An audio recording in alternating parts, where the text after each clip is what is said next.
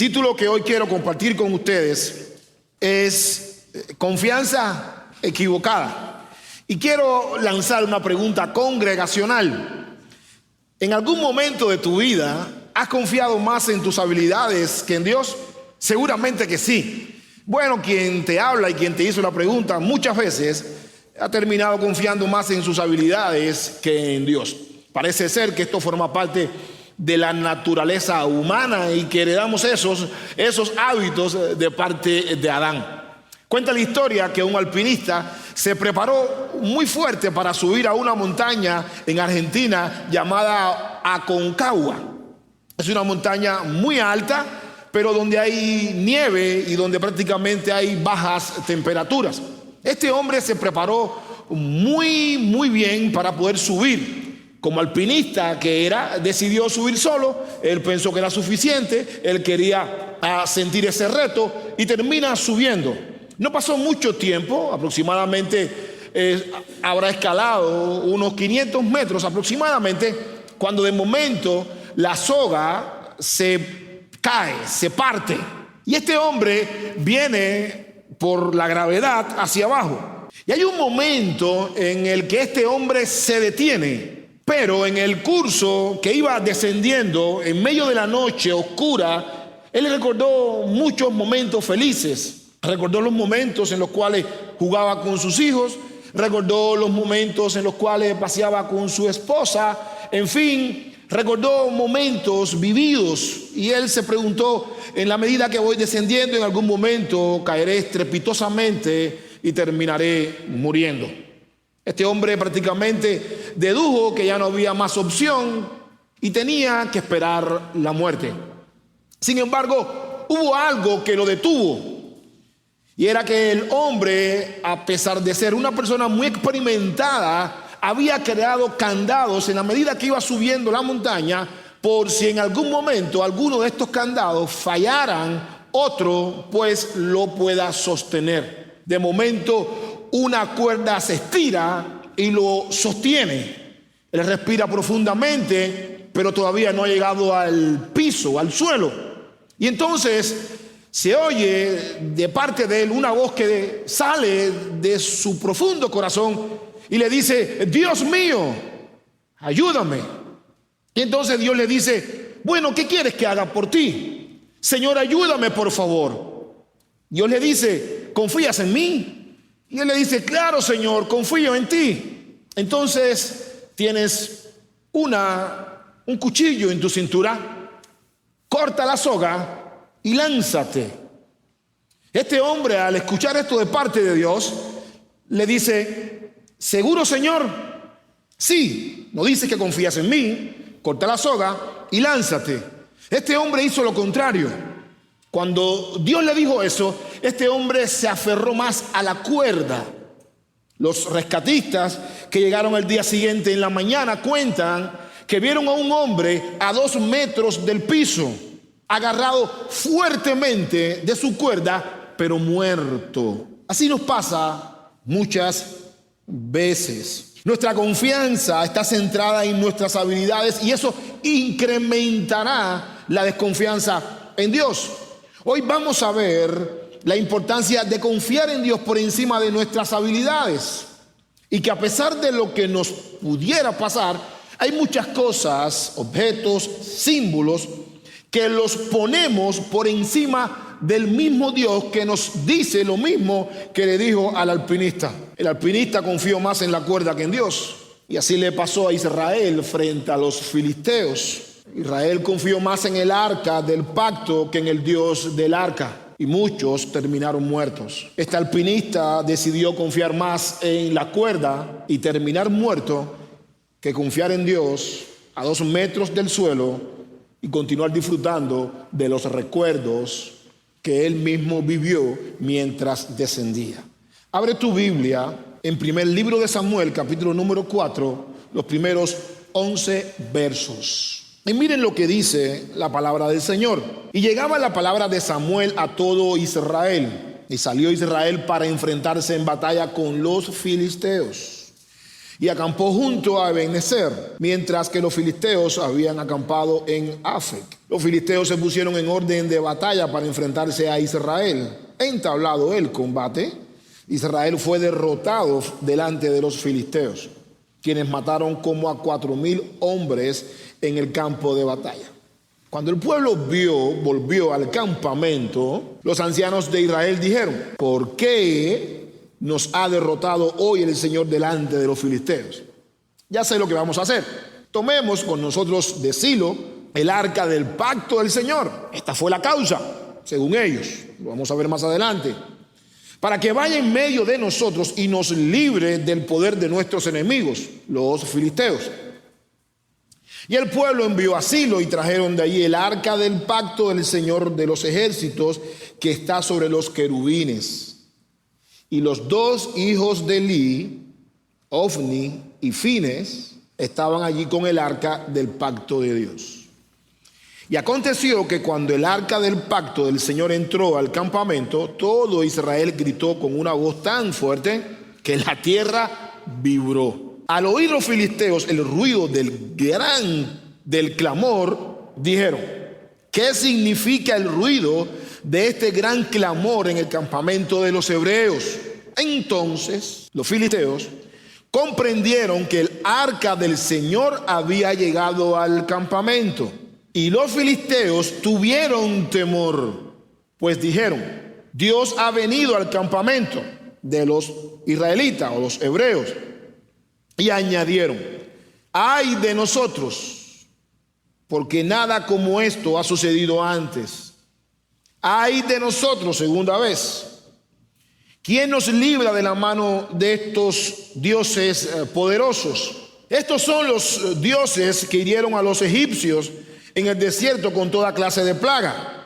Cobrad ánimo y sed hombre, oh filisteos, para que no lleguéis a ser esclavos de los hebreos como ellos han sido esclavos de vosotros. Sed hombre pues y pelead.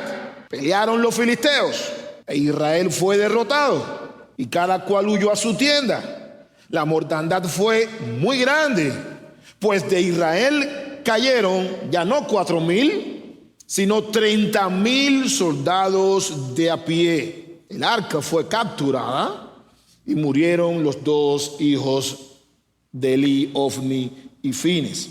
Para que ustedes puedan entender el contexto, quizás los estudiantes del ITFG ya tienen algo avanzado, porque ayer estuvimos viendo en teología bíblica el libro de Samuel y el libro de Jueces. Pero para que ustedes puedan entender el contexto en el cual se desarrolla esto, es muy importante que entendamos la secuencia según la Biblia hebrea. El libro de Jueces, el capítulo 21, verso 25, termina diciendo que no había rey en Israel y cada uno hacía lo que bien le parecía. Si leemos otra traducción, como lenguaje actual, termina diciendo: no había rey en Israel y cada uno hacía lo que le daba la gana. Sin embargo, Jueces nos ayuda a entender el deterioro progresivo y moral que iba teniendo. En su Biblia Reina Valera o Biblia de las Américas, normalmente después de Jueces viene Ruth, pero en la Biblia hebrea, después de Jueces viene Samuel. Sin embargo, yo te estoy hoy compartiendo algo del capítulo número 4.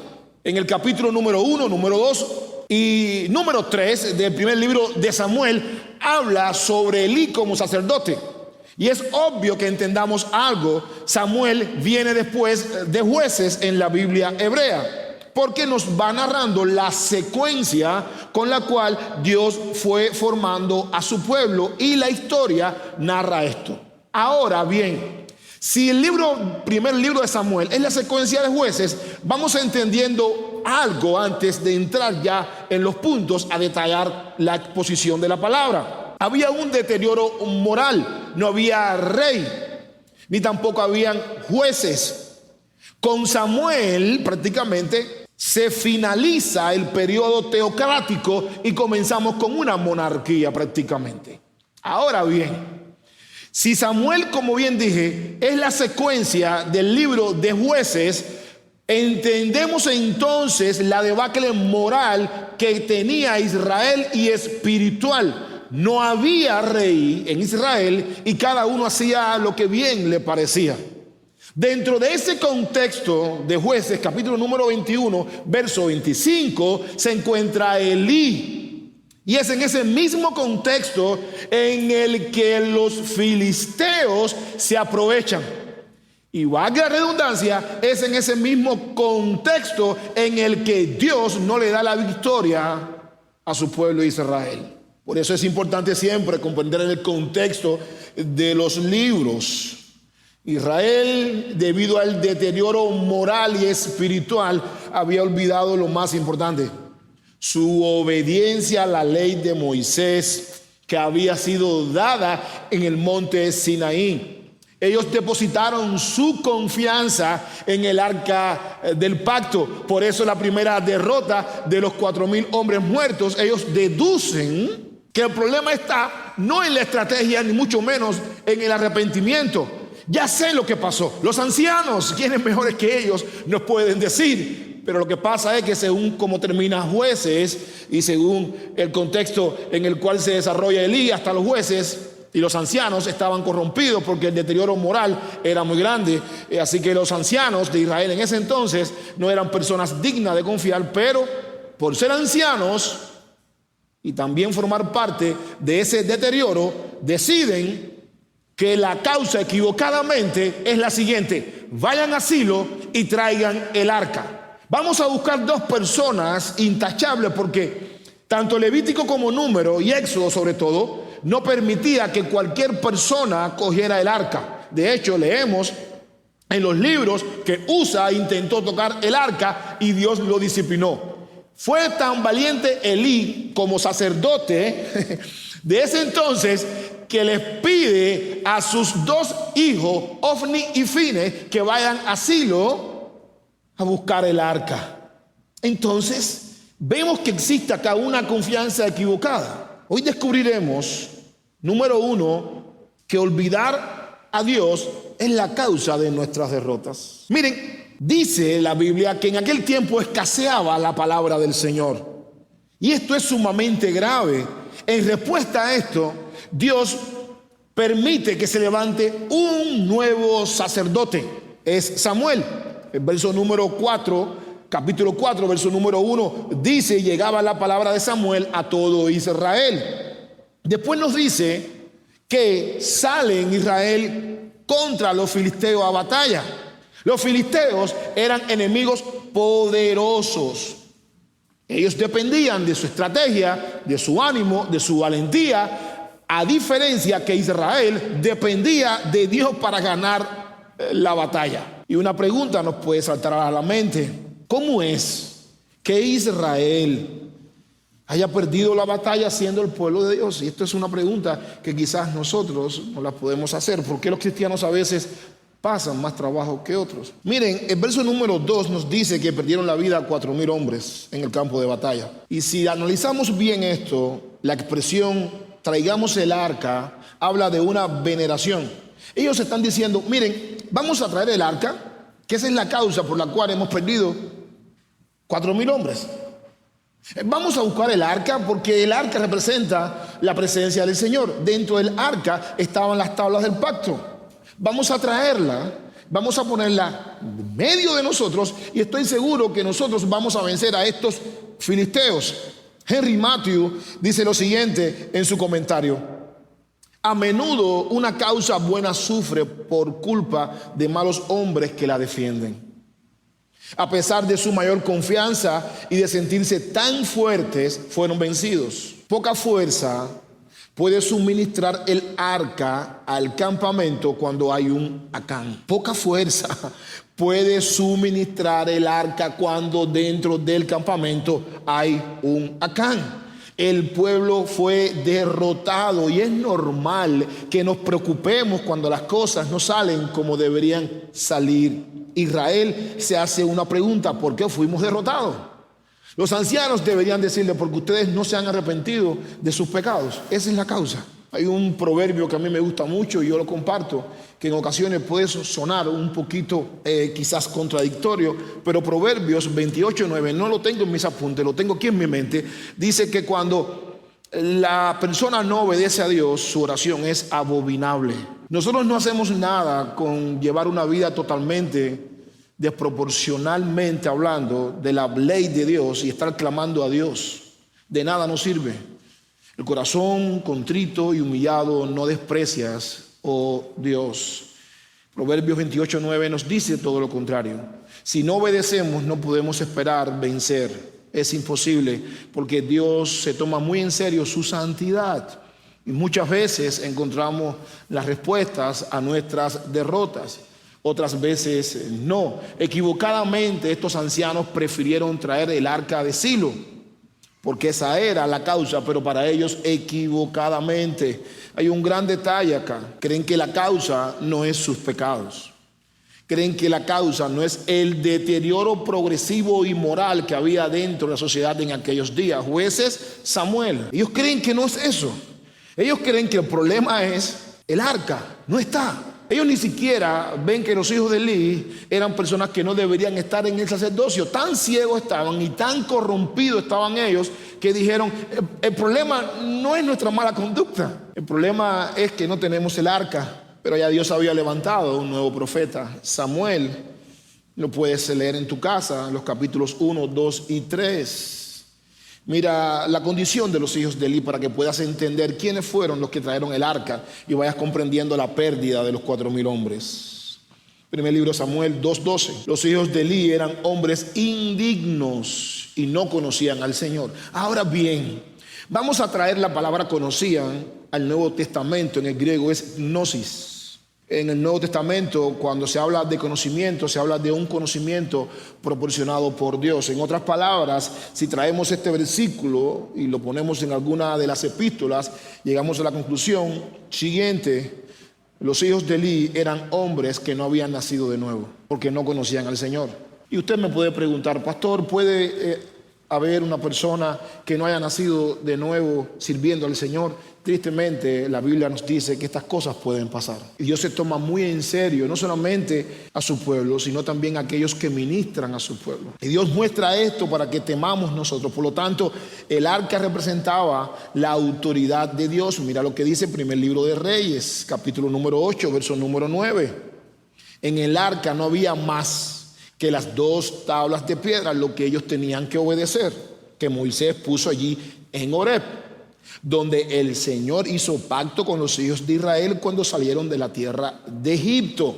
Era un cofre de oro que contenía las tablas del pacto. En otras palabras, los 10 mandamientos. Y cumplía una función tanto práctica. Tú debes hacer lo que dice ahí, los 10 mandamientos. Eso es lo que tú debes hacer.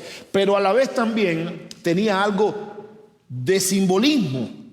Ellos no podían adorar ni tampoco confiar en ese cofre de oro con los querubines, sino recordar siempre que allí dentro de ese cofre de oro hay algo que debían cumplir, que ellos no habían cumplido.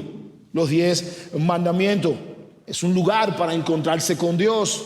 El arca servía como vehículo más que como objeto de veneración. En otras palabras, los israelitas hicieron del arca del pacto un amuleto para con ese amuleto vencer a los filisteos. Mire lo que dice Número 10:35 y 36. Y sucedía que cuando el arca se ponía en marcha, Moisés decía: levántate, oh Señor, y sean dispersados tus enemigos, huyan de tu presencia los que te aborrecen. Cuando el arca descansaba, él decía: vuelve, oh Señor, a los millares de Israel. Ellos sabían muy bien que el arca era la presencia del Señor, y si el arca se mantenía con ellos dentro del campamento y en batalla, los enemigos eran dispersados. Tienen conocimiento de esto, pero no tienen conocimiento de su condición. Vemos cómo sabían que el arca les daba seguridad frente a sus enemigos, que ellos iban a obtener la victoria. Aún así, miren qué confusión, perdieron 4,000 hombres. Ahora viene el punto número 2. Confiar en las armas no nos asegura la victoria. Trajeron el arca de Silo. Cuando el arca llega, ellos se sienten muy contentos, hacen un ruido, un clamor, que la tierra vibra. Y quizás esto puede ser una hipérbole, no, pero hay algo que llama la atención. Los filisteos se preguntan, ¿qué ruido es este? Miren, queridos hermanos y visitas que están hoy acá, no nos imaginemos que habían 100 metros de distancia. Los enemigos no están a 100 metros de distancia. Había mucha distancia, no te puedo decir cuánto porque la Biblia no lo dice, pero deduciblemente, partiendo del concepto enemigo, espero que entendamos que no habían 5 metros de distancia, ni tampoco había un cordel, ni una cerca que dividía a los hebreos de los filisteos. Había cierta distancia prolongada porque estaban en guerra. ¿Cómo es posible que los filisteos hayan escuchado ese grito? ¿Y cómo es posible que Dios haya inspirado a Samuel a escribir esto y decir que la tierra vibró? Miren lo que dice el lenguaje NTV, en el verso número 5 del primer libro de Samuel. Cuando los israelitas vieron que el arca del pacto llegaba al campamento, su grito de alegría, fue tan fuerte que hizo temblar la tierra. Miren, a los filisteos les llama la atención porque una persona derrotada no está alegre. Cuando somos derrotados, estamos marcados por la tristeza, no por la alegría. Ahora bien, pensemos en un momento en el contexto en el cual se desarrolla esto. Los filisteos escuchan que los israelitas están alegres y ellos se pudiesen preguntar, como yo mismo me preguntaba cuando hacía exégesis, pero ¿un derrotado puede estar alegre? Ellos han perdido 4,000 hombres, deberían estar de luto. Los filisteos entonces llegan a la conclusión, no sé si fue por inteligencia militar, no lo sabemos, pero ellos llegan a 2 conclusiones. Ellos llegan a la primera conclusión: el arca había llegado, y la segunda conclusión: el arca no había estado. Y esa es la razón por la cual ellos dicen: nos vamos a meter en problemas, porque estos son los dioses que hirieron a los egipcios con las 10 plagas del libro de Éxodo. Entonces, no puede haber otro motivo para ellos. Ellos han sido los que han perdido 4,000 vidas. Pero aún la alegría no es sinónimo de victoria, porque tú puedes estar alegre como los hebreos, aún en una vida totalmente desproporcionada del Señor. Y yo pregunto, ¿cómo es que sabiendo los filisteos que el arca había llegado, que para los israelitas es un símbolo de victoria, ellos están conscientes de lo que Dios hizo en la vida de ellos contra sus enemigos, se atrevieron a pelear contra los israelitas?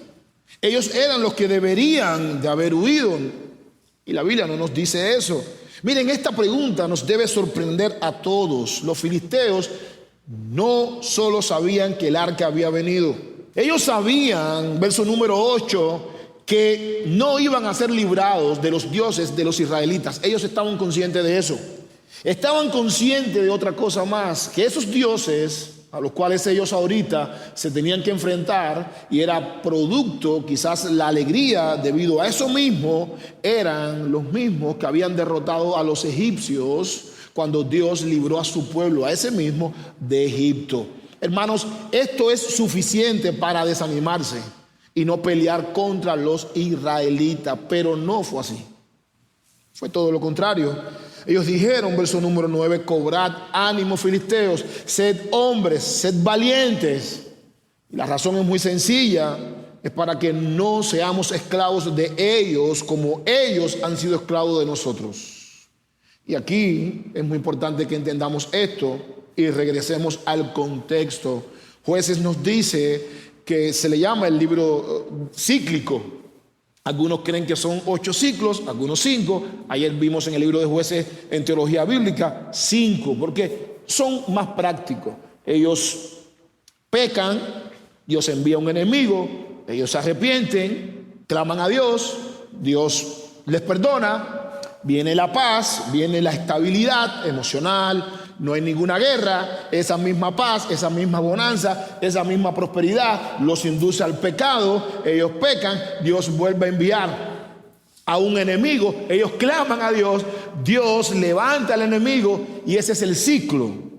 Sin embargo, los filisteos sabían todo esto. Los filisteos, como enemigos de Dios, sabían que Israel no tenía, en primer lugar, el suficiente testimonio para confiar en ese Dios que ellos estaban proclamando. Jueces, después Samuel, no Ruth. Jueces, después Samuel. Los filisteos pelearon contra Israel y los vencieron. Huyeron, fueron derrotados. Pero ya no fueron 4,000. Ahora fueron 30,000 personas que perdieron sus vidas. El arca fue capturada y como profecía del capítulo número 2 del primer libro de Samuel, verso 35, se habla de que los hijos de Elí iban a morir y Samuel tenía que decirle a Elí, por palabra del Señor, dile a Elí que sus hijos van a morir. Pero como Elí había estado, tristemente se había corrompido, parece que no escuchó y simplemente les dijo a los chicos, ustedes son buenos, yo no veo nada malo en ustedes. Vayan, continúen sirviendo al Señor. Ahora, para la próxima batalla que vamos a tener contra los filisteos, ustedes, ¿quién mejor que ustedes? ¿Quién mejor que ustedes? Ustedes son los mejores aquí en todo Israel. Bueno, hermanos, por deducción y sentido común, si estos chicos eran los mejores que estaban en el campamento de Israel para ir a buscar el arca, de ahí para abajo, ¿cómo estaría el pueblo? Vamos entendiendo, estudiantes de ITFG, el deterioro, porque si ellos estaban en esa condición y eran los mejores, sabiendo que cualquier persona no podía ir a buscar el arca, y Elí le mira para el lado y dice, bueno, ustedes, wow, ¿cómo estaría el pueblo entonces? Hundido en la idolatría, en la inmoralidad, hundido en la apostasía. Comprendamos algo que los filisteos sabían muy bien, que podían pelear contra los israelitas. Ellos sabían lo mismo que sabían los israelitas, que el arca representaba la victoria. Pero Israel se dijo, con el arca del lado acá, todo está resuelto. Busquemos el arca y los filisteos serán derrotados. Ellos creyeron que la solución era mandar a buscar el arca. Por tanto, se observa aquí algo que en Latinoamérica es muy común. Y cuando digo Latinoamérica, no quiero exonerar al hermoso Ecuador. Aquí hay una mezcla de superstición con fe religiosa. Ellos sabían la función del arca, la dije anteriormente. Pero como es algo supersticioso, que la superstición no es otra cosa que el falso entendimiento de la casualidad, por lo tanto es contraria a la razón, ellos que dijeron, vamos a traer el arca, traigamos el arca, no nos arrepentimos de nuestros pecados, los hijos de Elí, ¿quién mejor que ellos? Y todo está resuelto. Sin embargo, no fue así. Esa reacción de traer el arca, lo único que hizo fue, sin arrepentimiento, que 30,000 personas perdieran la vida. Y esto trajo consigo la segunda derrota. Tristemente, esta es una de las grandes verdades que vemos. Por un lado, no consultamos a Dios. El capítulo número 1 dice que la palabra de Samuel llegaba a todo el pueblo. Ellos debían consultar. ¿Con quién debemos ir a pelear? Tú eres el sacerdote. ¿Qué te ha dicho Dios? Tú eres el vidente, el nuevo vidente eres tú. ¿Qué te ha dicho Dios? Por otro lado, parece que ellos habían perdido la costumbre de ir al sacerdote y decirle, Señor, ayúdanos. ¿Cómo podemos enmendar? ¿Cómo podemos salir de la mano de los filisteos? Habían perdido esa costumbre. Y cuando los malos hábitos se enquistan en una sociedad, la derrota se hace cada vez más y más y más y más y más. Hermanos, nosotros no tenemos lucha contra los filisteos, pero según Efesios capítulo número 6, verso número 12 en adelante, dice que nuestra lucha no es contra carne ni sangre, sino contra principados, huestes espirituales de maldad. Hermanos, el enemigo sabe cuando nosotros estamos haciendo un amuleto o estamos teniendo una confianza equivocada. Tristemente lo saben. Yo, siendo filisteo, sabiendo lo que los israelitas hicieron en Egipto, no me atrevería a pelear contra ellos. Y me llama la atención, ¿cómo es posible? Sí, yo sé que a pesar de la soberana voluntad de Dios y su providencia, Dios usó a los filisteos para disciplinar a los israelitas. Pero esto es una verdad que aplica muchas veces a nosotros. No consultamos a Dios y terminamos tomando nuestras decisiones porque confiamos más en nuestras habilidades, en la cuerda, que en la voz de Dios, que es su palabra. Y terminamos muchas veces obedeciendo más a nuestras habilidades que a Dios. no podemos esperar de parte de Dios la victoria, porque cuando somos derrotados no nos toca otra cosa que aceptar la derrota. Miren lo que dice Samuel 7:3 para que ustedes puedan entender la falsa confianza o la confianza equivocada. Entonces Samuel habló a toda la casa de Israel diciendo: si os volvéis al Señor con todo vuestro corazón, quitad de entre vosotros los dioses extranjeros y Astarot, y dirigid vuestro corazón al Señor y servirle solo a Él. Vamos entendiendo la pérdida, la derrota de los 34,000 hombres. Él los librará de la mano de los filisteos. En otras palabras, Israel era esclavo de los filisteos y habían perdido 34,000 hombres. ¿Y por qué Dios no los libró? La misma Biblia lo dice. Si te vuelves al Señor con todo tu corazón, no existe ni debe existir dualidad en nuestros corazones. No puede existir. Si tú quitas dentro de ti los dioses extranjeros como Astarot y diriges tu corazón al Señor, Él te da la victoria. Hermanos, sí sabemos que Dios es misericordioso, sabemos que Dios es perdonador, pero cuando se trata de bendecirnos, Él se toma la bendición muy en serio, porque la bendición proviene de un Dios santo, no de un Dios dicótomo. Él es inmutable. Él no puede bendecirnos a menos que nos arrepintamos. Sí, respiramos todos el mismo aire, a veces muchos impíos, como el Salmo 73, dice que hay muchas personas que son impíos, que no les pasa nada, que viven de una forma tan próspera que tal parece que nosotros los hijos de Dios somos castigados. Sí, pero nosotros tenemos que ver esto a la luz de la eternidad. Somos el pueblo escogido de Dios y Él quiere que representemos su nombre. Por lo tanto, esta fue la causa de la derrota, porque eran ellos los que tenían el entendimiento del perdón. Fueron ellos los que vivieron lo que Dios hizo en Egipto. Somos nosotros los que tenemos entendimiento de lo que hemos cantado. Somos nosotros los que tenemos el conocimiento del perdón. Somos nosotros los que entendemos el concepto de la misericordia.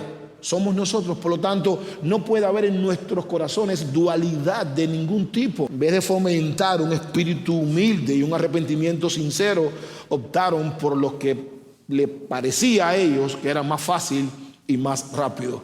Traigan el arca de Silo. Debemos cuidarnos entonces de convertir las cosas que Dios nos ha dado en amuletos o en ídolos como sustituto. Esto puede ser la Biblia, la cual no leo, y pienso que si la Biblia está debajo de mis axilas es suficiente para que Dios me bendiga. O simplemente puede ser lo que nos describe segunda carta a los Corintios, capítulo 10, verso número 5.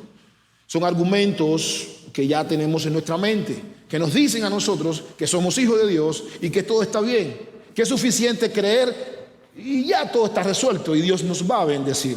A esos argumentos, especulaciones, según la traducción que tú leas, en griego, en idioma original, quiere decir conclusión lógica.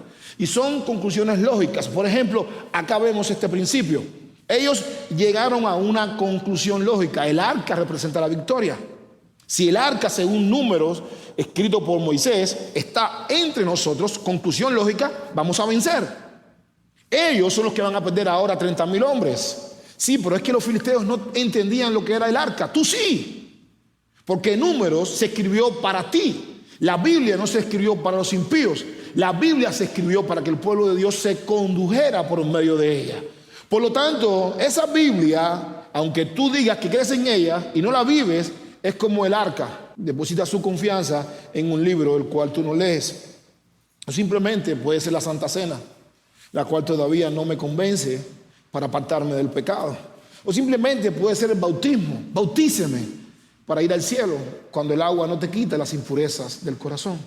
Hermanos, somos, o mejor dicho, tenemos un PhD en buscar sustitutos y amuletos espirituales. Aún el domingo se nos puede convertir en un amuleto. Déjame ir a la iglesia porque llevo tantos domingos que no voy que quizás pierda la salvación. Hermanos, el arca, como dice Matthew Henry, representa la realidad que nosotros necesitamos hoy comprender. Todo esto es parecido a la fe que los israelitas depositaron en el arca.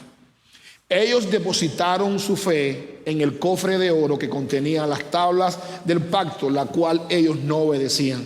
A Dios le importaba más que ellos obedecieran lo que estaba dentro del arca antes de ¿qué? Antes de adorar un objeto.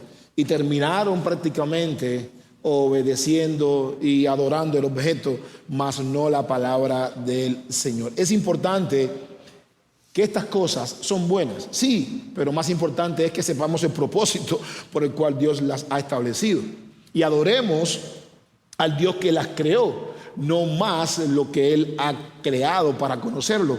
Él creó la iglesia para que nosotros nos reunamos. Él dejó la Biblia para que le conozcamos. Él creó el bautismo para que por medio del bautismo nosotros fuéramos insertados en el cuerpo de Cristo y formáramos la iglesia. Pero nada de esas cosas nos lleva al cielo, a menos que nuestro corazón sea renovado y nuestra mente sea transformada. Por lo tanto, muchas veces somos como estos israelitas. Reconocemos que nos faltó algo, vamos y lo buscamos y volvemos a perder la batalla. Y nos preguntamos qué ha pasado. Reconocemos que automáticamente ya sé lo que me pasó, que no hice una buena oración. Allá vamos y la hacemos. Ya sé. Si nos encontramos con un espiritual o un súper espiritual, nos dice: el problema es que no te has arrepentido. Pero ¿cómo que no me he arrepentido? Sí me he arrepentido de mis pecados. No, ya sé. ¿Cuántos días llevas sin oración? Bueno, el trabajo, el camello, ¿no? Como decimos acá, no me ha dado mucho tiempo de orar. Eso es. Tienes que orar más. Pero ya lo hice. Y tú te preguntas, ya yo he hecho todo lo que tú me has pedido. Sí, el problema es que reconocemos nuestros pecados, buscamos ayuda, hicimos todo eso, pero al fin de cuentas volvemos a ser derrotados. ¿Saben qué es lo que pasa? Que hemos puesto nuestra confianza en esas cosas, mas no en el Dios que las creó. Y cuando nosotros sacamos a Dios de la escena para poner nuestra confianza en Santa Cena, en iglesia, en un día, en la Biblia o en predicaciones en internet, en una serie de cosas, sin nuestro corazón haber visto, disfrutado y vivido la transformación espiritual, nada de eso nos cambia. Miren, hermanos, lo digo con mucho temor porque todavía no he terminado y tampoco he partido como tú al Señor. Somos muy ligeros para sustituir. Por eso es que muchas veces volvemos a ser derrotados. Israel debía confiar más en Dios que en el arca. Israel debía arrepentirse de sus pecados. Porque lo que más le importa a Dios, según Pedro, capítulo número 2, libro de los Hechos de los Apóstoles, lo que más le importa a Dios es que nos arrepintamos de nuestros pecados. ¿Saben por qué? Porque somos una máquina que produce pecado como ustedes no tienen idea. Nuestra máquina produce pecado en serie. Nuestra máquina, cuando digo nuestra máquina, es nuestra propia naturaleza humana. Juan Calvino decía que el hombre produce ídolos continuamente. Tan pronto el Espíritu Santo nos convence que debemos destrozar ese ídolo, en la misma medida, decía Juan Calvino, que lo destrozamos con ese mismo destrozo, comenzamos a erigir otro. Y cuando el Espíritu Santo nos convence, sí, automáticamente cogemos otro. Ellos debían entender que debían arrepentirse de sus pecados. Paremos, aquí hay algo que no está bien. Aquí no hay rey, aquí no hay un sacerdote que dirija al pueblo del Señor. Los hijos de Eli tienen mal testimonio. No vayamos contra los filisteos. Ellos son poderosos, son sanguinarios. Esta pelea con ellos no es nada nuevo. Detengámonos acá. Señor, mira a ver si hay iniquidad en mi corazón. Señor, mira a ver qué pecado he cometido. A veces queremos restaurar nuestras vidas, queremos tener matrimonios efectivos, una vida espiritual en crecimiento, queremos tener un buen negocio, queremos ser prósperos, pero todo eso lo mezclamos con una vida sin arrepentimiento. Y volvemos a hacer las cosas y las cosas nos vuelven a salir mal. Para esto quiero darte 5 principios en esta mañana. Debemos aprender esto. Primero, antes de cuestionar a Dios por no darte la victoria en una batalla, examina tu vida a la luz de la palabra. La epístola a los Corintios nos enseña muchos principios. En la segunda carta, el capítulo 16, verso número 3 o 5, dice que debemos examinar nuestras vidas para ver si somos reprobados.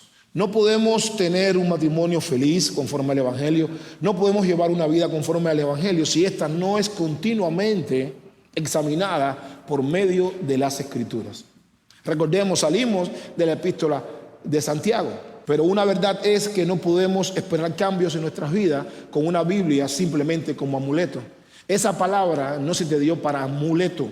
La Biblia se te dio para que la leas. La Biblia se te dio para que conozcas a Dios. La Biblia se te dio para que leas los 66 libros de la Biblia antes de irte de este mundo, porque para eso es las Escrituras. Fuimos derrotados en una batalla.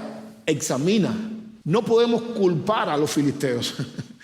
Tampoco podemos decir, ya sé lo que me pasó, voy a comenzar a ir a la iglesia para portarme bien. Como hace algún tiempo una persona vino y me dijo, pastor, estoy aquí porque me quiero comprar un carro para que usted ore por mí. Yo dije, yo no puedo hacer eso. Estás cogiendo la iglesia y me estás cogiendo a mí para que yo ore para que Dios te dé un carro. No, ñaño, yo no puedo hacer eso. Esa es la distorsión y ese es el deterioro progresivo del cual habla Jueces.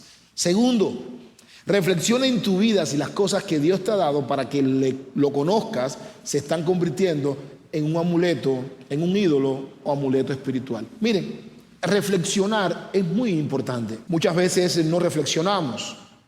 Y como no reflexionamos y somos sanguíneos, coléricos, somos latinos, tenemos un nivel bajo de concentración, somos muy prontos a tomar decisiones, la reflexión con el paso del tiempo se ha ido extinguiendo. De hecho, esta generación en la cual tú y yo nos estamos desarrollando se llama la generación que menos sentido común tiene. No pensamos, no reflexionamos.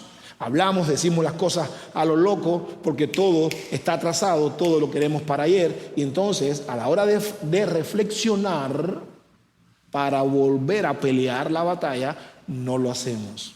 Esto puede ser salir de una nueva relación, detente, reflexiona qué fue lo que pasó antes de entrar en otra, perdí un negocio, detente porque eso te puede traer problemas en casa, momento, detente, piensa el siguiente paso. Cada derrota, pueden ser muchísimos ejemplos, cada derrota en nuestras vidas debe llamarnos a la reflexión. Tercero, busca cuál es la causa de tus derrotas antes de comenzar otra batalla. No vayas a ella sin haber analizado la derrota anterior. Quizás nosotros no lo vemos porque el mismo deterioro progresivo también nos ha contaminado.